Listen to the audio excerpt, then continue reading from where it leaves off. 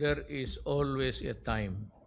Now is the time to be, hindi naman sedentary, yung kalma muna. Total marami pa naman Pasko. Kayong maghingi ng mga ninang, kasi kaawa yung mga, tapos maglabas yung ninang mo, pati ninong, mamili dyan sa kung saan-saan, idamay mo lang.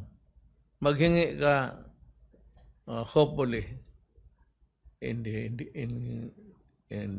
God's own time, maybe next December.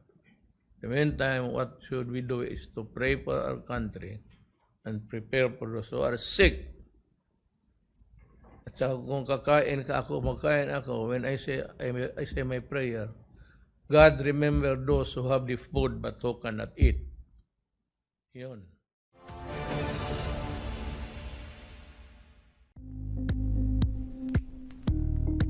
Thank you for watching Politico TV. Please like and subscribe to our channel for more videos.